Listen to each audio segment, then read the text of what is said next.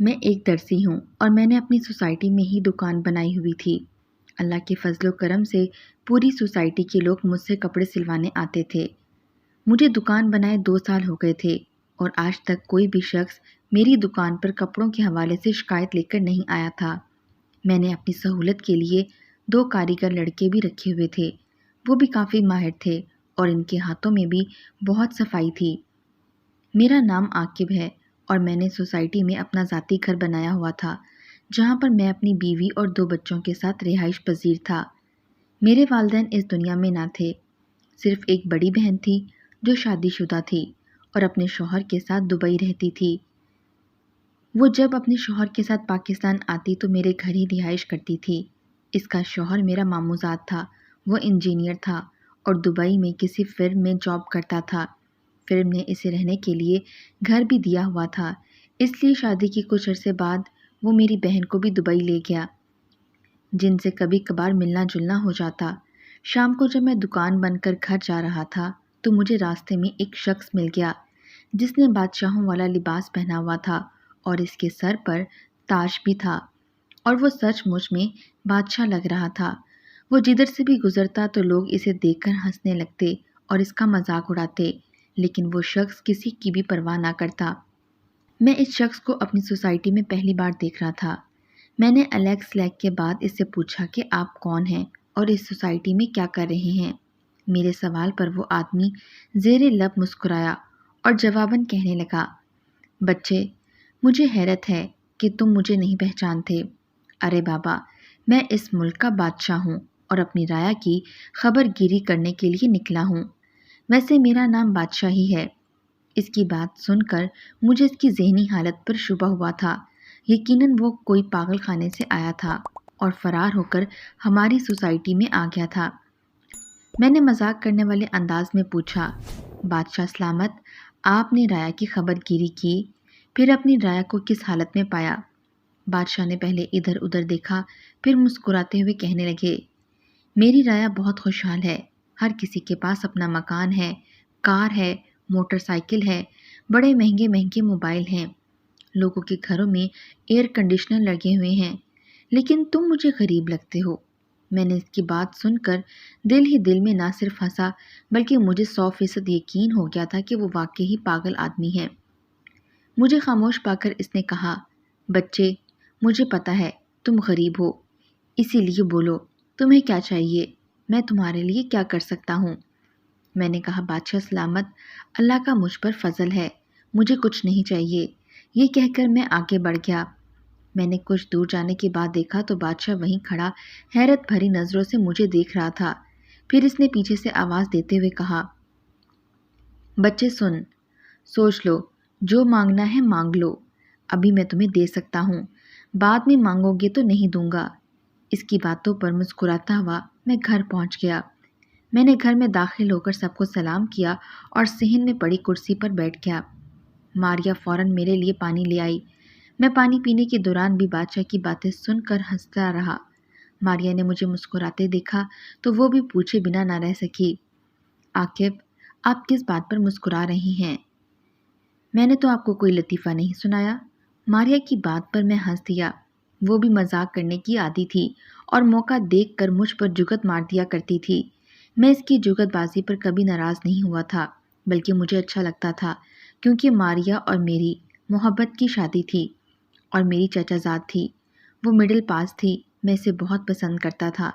میرے والدین اور چچا چاچی بھی میری پسند سے آگاہ تھے، اسی لیے کسی نے کوئی اعتراض نہیں کیا اور ہماری شادی ہو گئی۔ میں نے جب بادشاہ کے بارے میں ماریا کو بتایا تو وہ بھی ہنس ہنس کر لوٹ پھوٹ ہوتی رہی۔ میں نے کہانیوں میں تو بادشاہ کے بارے میں پڑھا تھا، لیکن آج پہلی بار آپ کے منہ سے سن رہی ہوں۔ ماریا نے ہنستے ہوئے کہا تو میں بھی ہنس دیا۔ اس کے بعد وہ بادشاہ مجھے ہر روز دکھائی دیتا۔ وہ ہر وقت بادشاہوں والے لباس میں ملبوس ہوتا اور سوسائٹی میں گھومتا پھرتا۔ سوسائٹی کے معزز لوگوں نے بھی اس شخص کے بارے میں پوچھا تو اس نے وہی بتایا تھا جو مجھے بتایا تھا۔ لوگ اس کی بات پر برا ماننے کی بجائے مسکرا دیتے تھے اور اسے پاگل بادشاہ کہنے لگے تھے۔ مجھے یاد تھا جیسے میں نے بچپن میں پاگل بادشاہ کے عنوان سے کہانی پڑھی تھی، لیکن سچ میں پاگل بادشاہ کو اب دیکھا تھا۔ بادشاہ کی سوسائٹی میں موجودگی سے یہی سمجھ آیا تھا کہ وہ اس سوسائٹی میں کہیں رہتا ہے۔ بقرہ عید کے دنوں میں درزیوں کا کام بڑھ جاتا ہے اور میں اور میرے کاریگر رات گئے کام کرتے رہتے تھے اور گھر دیر سے جاتے۔ ایک رات میں گھر دیر سے جا رہا تھا کہ مجھے راستے میں ایک درخت کے نیچے بادشاہ بیٹھا ہوا دکھائی دیا۔ وہ ہلکی ہلکی آواز میں کچھ پڑھ رہا تھا۔ وہ جس درخت کے نیچے بیٹھا تھا وہ درخت میرے گھر کے عین سامنے تھا۔ بادشاہ کا درخت کے نیچے بیٹھنا مجھے بڑا عجیب لگا تھا۔ میں نے سننے کی کوشش کی کہ وہ کیا پڑھ رہا ہے، لیکن کچھ سمجھ نہ آیا تھا۔ مجھے بہت تھکاوٹ تھی، اسی لیے میں نے بادشاہ سے کچھ پوچھنا مناسب نہیں سمجھا اور اپنے گھر چلا گیا۔ میں نے جب ماریہ کو بتایا کہ بادشاہ سلامت ہمارے گھر کے سامنے والے درخت کے نیچے بیٹھے ہیں تو حیران رہ گئی۔ بادشاہ کو دیکھنے کے لیے فوراً ہی دوڑتی ہوئی چھت پر چلی گئی۔ کچھ دیر کے بعد واپس آئی تو ابھی تک حیران ہی تھی۔ عاقب، اس آدمی نے تو واقعی بادشاہوں والا لباس پہنا ہوا ہے۔ واقعی وہ بیچارہ کوئی پاگل ہے، ورنہ ایک نارمل انسان کو ایسی حرکتیں زیب نہیں دیتیں۔ ماریہ کے لہجے میں دکھ اور افسوس بھی تھا۔ مجھے بھی بادشاہ کی حالت پر افسوس ہوا تھا، لیکن میں کیا کر سکتا تھا؟ ہم سو گئے۔ صبح ناشتہ کرنے کے بعد جب میں گھر سے نکل کر دکان کی طرف روانہ ہوا تو میں نے دیکھا کہ درخت کے نیچے بادشاہ موجود نہیں۔ یقیناً وہ سوسائٹی میں گھومنے پھرنے گیا ہوگا، میں نے سوچا اور دکان پر پہنچ گیا۔ تھوڑی دیر کے بعد کاریگر بھی آ گئے اور ہم کپڑے سینے میں مصروف ہو گئے، کیونکہ بقرہ عید قریبی تھی اور میں چاہتا تھا کہ بقرہ عید سے پہلے ہی سب کے کپڑے سی کر دوں۔ اب تو میں جب بھی دکان سے گھر جاتا تو بادشاہ کو اسی درخت کے نیچے ہی بیٹھے دیکھتا۔ اس کا سر جھکا ہوتا اور وہ ہلکی ہلکی آواز میں کسی نامعلوم زبان میں پڑھ رہا ہوتا تھا۔ میں کوشش کے باوجود وہ زبان سمجھ نہ پاتا۔ مجھے محلے کے ایک لڑکے نے بتایا تھا کہ بادشاہ ساری رات اسی درخت کے نیچے بیٹھا رہتا ہے اور کچھ پڑھتا رہتا ہے۔ صبح کو اجالا پھیلنے سے پہلے ہی وہ وہاں سے کسی اور جگہ چلا جاتا ہے اور پھر سارا دن سوسائٹی میں گھومتا رہتا ہے۔ میں نے کہا کہ ہم کیا کر سکتے ہیں؟ اب ہم ایک پاگل انسان کو مار کر بھگائیں گے تو گناہ ہوگا، اسی لیے ہم نے بادشاہ کو اس کے حال پر چھوڑ دیا۔ اسی طرح کئی دن گزر گئے، لیکن بادشاہ کی وہی روٹین تھی۔ وہ ساری رات درخت کے نیچے بیٹھ کر کچھ پڑھتا رہتا اور صبح ہوتے ہی وہاں سے چلا جاتا۔ کئی بار میں بادشاہ کو ناشتہ دینے کے لیے جاتا تو وہ وہاں نہیں ہوتا تھا۔ میں نے سوسائٹی کی کسی فرد کو بادشاہ کو کھانے کے لیے کوئی چیز دیتے نہیں دیکھا تھا۔ کسی کو اس کی پرواہ نہ تھی اور مجھے حیرت بھی ہوتی تھی کہ جب بادشاہ کو کوئی کھانے کے لیے کچھ نہیں دیتا تو وہ کیسے بھوکا اور پیاسا رہ جاتا ہے۔ ایک دن میں نے بادشاہ کو سوسائٹی کے گراؤنڈ میں دیکھا جہاں بچے کھیل رہے تھے۔ بادشاہ بھی ان بچوں کے ساتھ کھیل رہا تھا۔ بچے اس کے ساتھ کھیلتے ہوئے خوش بھی تھے اور اس کا مذاق بھی اڑا رہے تھے، لیکن بادشاہ کسی کے مذاق کا برا نہیں مان رہا تھا، بلکہ وہ تالیاں بجا کر یوں خوش ہوتا جیسے پاگل کسی بات پر خوش ہوتے ہیں۔ میں بھی جب بادشاہ کو معصومانہ حرکتیں کرتے دیکھتا تو مجھے اس پر ترس آتا۔ بقرہ عید بھی گزر گئی، لیکن بادشاہ کی روٹین میں کوئی فرق نہ آیا تھا۔ ایک رات میں نے جا کر بادشاہ کو کھانا دیا، لیکن اس نے لینے سے انکار کر دیا اور کہا کہ میں نے کھانا کھا لیا ہے، مجھے بھوک نہیں، کھانا لے جاؤ۔ میں کھانا لے کر واپس گھر آ جاتا۔ اب تو سوسائٹی کے بچے اور بڑے بھی اس سے گپ شپ کرتے تھے۔ وقت گزرنے کے ساتھ ساتھ کسی کو بھی بادشاہ پر اعتراض نہ ہوتا تھا۔ رات کا کھانا کھانے کے بعد چہل قدمی کرنا میری روٹین میں شامل تھا، اس لیے میں رات کا کھانا کھانے کے بعد چہل قدمی کے لیے نکل جاتا تھا۔ اس رات میں چہل قدمی کے لیے گھر سے نکلا تو میری نظر بے اختیار اس درخت کی طرف گئی جہاں بادشاہ ساری رات بیٹھا رہتا تھا، لیکن آج بادشاہ وہاں موجود نہ تھا۔ شاید وہ ابھی نہیں آیا تھا یا اس کا آج رات کسی اور جگہ گزارنے کا ارادہ تھا۔ میں چہل قدمی کرتے ہوئے کافی دور نکل گیا تو مجھے بادشاہ دکھائی دیا۔ وہ ایک گھر کے باہر بنی سیڑھی پر بیٹھا کھانا کھانے میں مصروف تھا۔ اس نے جب مجھے دیکھا تو ہاتھ کے اشارے سے مجھے بلایا۔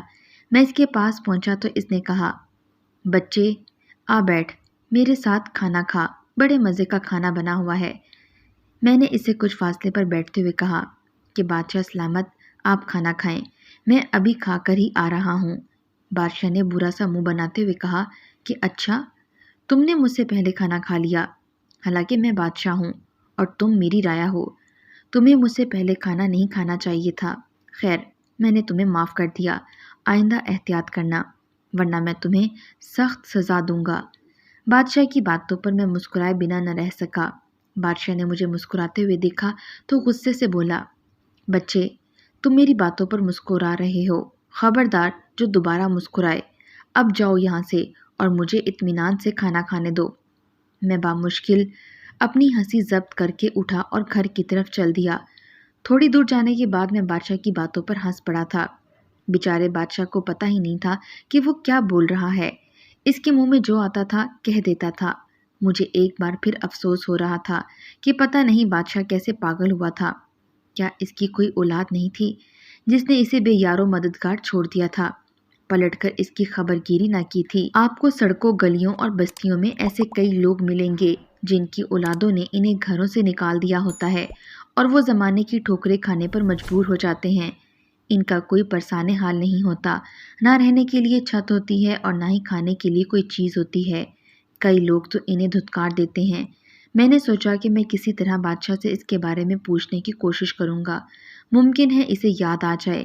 ایک رات جب میں نے بادشاہ کو درخت کے نیچے بیٹھے دیکھا تو میں گھر سے نکل کر اس کے پاس چلا گیا۔ بادشاہ ہلکی ہلکی آواز میں سر جھکائے کچھ پڑھ رہا تھا۔ اس نے میری طرف نہیں دیکھا تھا اور میں اس کے مراقبے سے باہر نکلنے کا انتظار کرتا رہا۔ کافی دیر گزر گئی اور وہ مراقبے سے باہر نہ نکلا تو میں واپس گھر چلا گیا۔ میں نے سوچا کہ دن میں کبھی اس سے ملاقات ہوگی تو تب میں اس سے پوچھ لوں گا۔ ایک دن میں اپنی دکان پر موجود تھا کہ بادشاہ آ گیا۔ میں نے اسے کرسی پہ بٹھایا، چائے پلائی۔ میں نے اس دوران اسے کریدنے کی کوشش کی، لیکن جواب میں وہ بہکی بہکی باتیں کرنا شروع کر دیتا، جس سے میں اس نتیجے پر پہنچا کہ بادشاہ کا واقعی ذہنی توازن ٹھیک نہیں ہے، اس لیے آئندہ میں نے اس سے کچھ پوچھنے کا ارادہ ترک کر دیا تھا۔ بادشاہ جاتے ہوئے بولا، بچے، تم نے بادشاہ کو چائے پلائی ہے، اللہ تمہیں چائے پلائے گا۔ اس کے جانے کے بعد میں کافی دیر مسکراتا رہا اور اس کی ذہنی حالت پر افسوس کرتا رہا۔ کاش مجھے پتہ چل جاتا کہ اس کی اولاد کہاں ہے تو میں ان کے پاس جا کر ان کی خوب کلاس لیتا کہ وہ کیسی اولاد ہے جنہوں نے اپنے باپ کو زمانے کی ٹھوکروں پر چھوڑ دیا ہے۔ اس دن میرا دل بھی اداس ہو گیا۔ مجھے اپنے ماں باپ شدت سے یاد آ رہے تھے۔ شام کو میں دکان جلدی بند کر کے قبرستان چلا گیا۔ میرا دل جب بھی اداس ہوتا تھا تو میں شام کو قبرستان اپنے ماں باپ کی قبروں کی زیارت کرنے چلا جاتا تھا اور کافی دیر وہاں بیٹھا رہتا، کیونکہ مجھے معلوم تھا کہ قبرستان ہی ہر انسان کی آخری آرام گاہ ہے اور ہر انسان نے مرنے کے بعد قبرستان آنا ہے۔ قبرستان میں آ کر مجھے اپنی موت یاد آئی تھی اور میں جی بھر کر روتا تھا۔ جب مغرب ہوتی تو میں گھر جانے کے بجائے مسجد چلا جاتا اور نماز پڑھ کر گھر جاتا تھا۔ جب میں گھر کے دروازے پر پہنچا تو میں نے درخت کی طرف دیکھا۔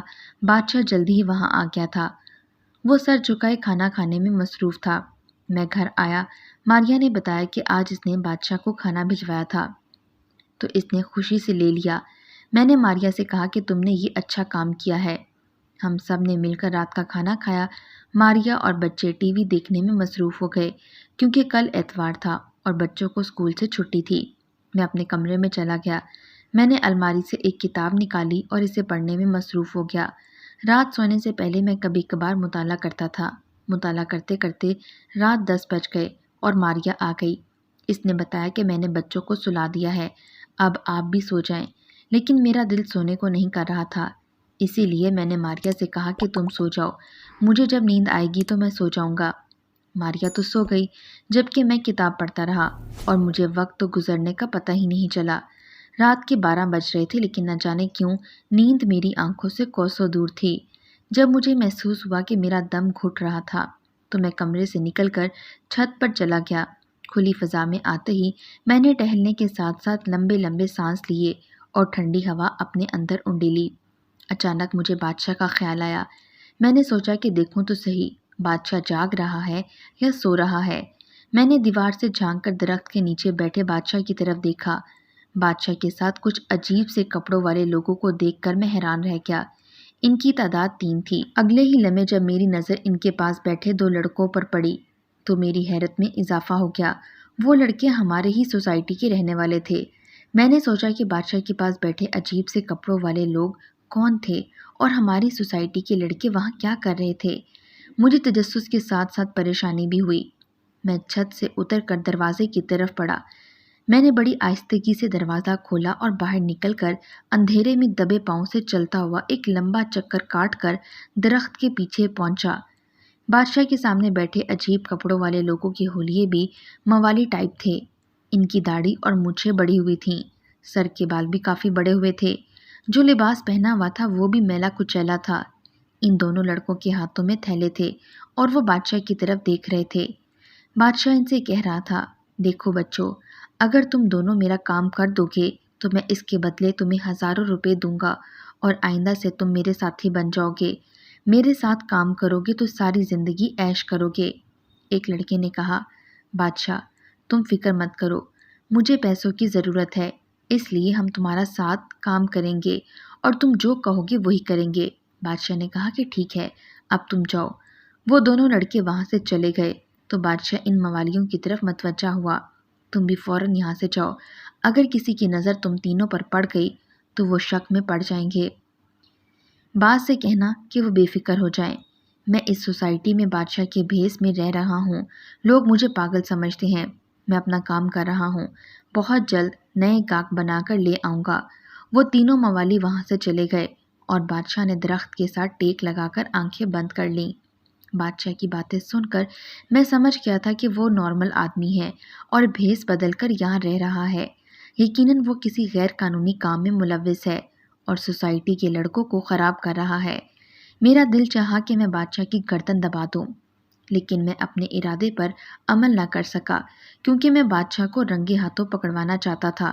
میں چپکے سے وہاں سے نکل کر اپنے گھر آ گیا اور کافی دیر تک اسی بارے میں سوچتا رہا کہ مجھے کیا کرنا چاہیے۔ پھر میں نے سوچا کہ مجھے پہلے علاقے کے معززین سے بات کرنی چاہیے، میں اکیلا بادشاہ سے نہیں لڑ سکتا۔ چنانچہ جب میں فجر کی نماز پڑھنے کے لیے گھر سے نکلا تو دیکھا کہ بادشاہ درخت کے نیچے موجود نہیں تھا، شاید وہ کہیں چلا گیا تھا، مسجد چلا گیا۔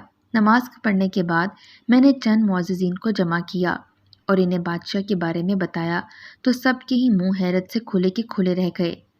اسلم صاحب نے پوچھا، بیٹا کیا تمہیں پورا یقین ہے کہ بادشاہ پاگل نہیں بلکہ ناٹک کر رہا ہے؟ میں نے یقین سے کہا، جی اسلم صاحب، اگر میں نے اپنے کانوں سے اس کی باتیں نہ سنی ہوتی تو شاید میں کبھی یقین نہ کرتا۔ وہ پاگل پن کا ناٹک کر رہا ہے اور سوسائٹی کے لڑکوں کو خراب کر رہا ہے، وہ فطری طور پر اس کا سدباب کرنا ہوگا، ورنہ اگر اسے پتہ چل گیا کہ ہمیں اس کی اصلیت معلوم ہو گئی ہے تو وہ یہاں سے رفو چکر ہو جائے گا۔ میری بات سے سب نے اتفاق کیا تھا۔ حامد صاحب نے کہا کہ ایک پولیس والا میرے بیٹے کا دوست ہے، اپنے بیٹے سے کہتا ہوں اس سے بات کرے اور بادشاہ کو پکڑے۔ انہوں نے گھر جا کر بیٹے سے بات کی تو اس نے فوراً ہی اپنے جاننے والے پولیس اہلکار کو فون کر دیا۔ کچھ ہی دیر میں پولیس وہاں پہنچ گئی اور بادشاہ تو یوں غائب ہو گیا تھا جیسے گدھے کے سر سے سینگ غائب ہو جاتے ہیں، اور بالآخر ایک بچے نے آ کر بتایا کہ اس نے بادشاہ کو سوسائٹی سے نکلنے والے گیٹ کی طرف جاتے دیکھا ہے۔ پولیس والے فوراً گیٹ کی طرف بھاگے۔ بادشاہ نے پولیس کو دیکھ کر بھاگنے کی بہت کوشش کی، اسی دوران اس کا پیر زمین پر پڑے پتھر سے ٹکرایا اور وہ دھڑم سے زمین پر گر گیا۔ عین اسی وقت پولیس اہلکاروں نے اسے پکڑ لیا۔ بادشاہ نے پکڑے جانے کے بعد اوٹ پٹانگ حرکتیں کرنا شروع کر دیں کہ میں اس ملک کا بادشاہ ہوں، مجھے کیوں پکڑ رہے ہو؟ میں بھی سپاہیوں کو بلوا کر تم سب کو قتل کروا دوں گا۔ سپاہیوں، آؤ ان سب کو مار ڈالو، یہ مجھے پکڑ کر لے کر جا رہے ہیں۔ ایک پولیس والا بڑا ہی تیز تھا، اس نے بادشاہ سے کہا کہ تھانے چل، میں تیری ساری بادشاہت نکالتا ہوں۔ پولیس اسے تھانے لے گئی اور جب اس سے تفتیش کی تو اہم انکشافات سامنے آئے۔ میں نے یہ سب انکشافات کل کی اخبار میں پڑھے تھے۔ اخبار کے مطابق بادشاہ کا اصل نام ارسلان تھا اور وہ منشیات فروش گروہ کا اہم رکن تھا۔ اس کا کام منشیات بیچنا تھا۔ اس کام کے لیے وہ ایسے نوجوان لڑکوں کا انتخاب کرتا جن کو پیسوں کا لالچ ہوتا تھا۔ لڑکے لالچ میں آ کر بادشاہ کے ساتھ کام کرتے۔ ارسلان بادشاہ کا بھیس بدل کر ہماری سوسائٹی میں گھس آیا تھا۔ اسے پتا تھا کہ امیر لوگوں کے بگڑے ہوئے لڑکے منشیات کو استعمال کرنے میں آر محسوس نہیں کرتے، اسی لیے بادشاہ نے سوسائٹی کے لڑکوں کو ساتھ ملا لیا تھا۔ وہ لڑکے امیر زادوں کو ہیروئن فروخت کرتے تھے اور ایک مہینے میں بادشاہ لاکھوں روپے کی ہیروئن فروخت کر چکا تھا۔ وہ بادشاہ بن کر اس لیے پاگلوں جیسی حرکتیں کرتا تھا تاکہ لوگ اس پر شک نہ کر سکیں۔ اب اس کی قسمت خراب تھی کہ رات کے وقت میری نظر اس پر پڑ گئی اور اس کے ساتھ بیٹھے لوگوں پر، اور میں تجسس کے ہاتھوں مجبور ہو کر باہر نکل آیا۔ پولیس نے بادشاہ سے اس کے ساتھیوں کے بارے میں بھی معلوم کیا تھا، وہ سب پکڑے گئے تھے۔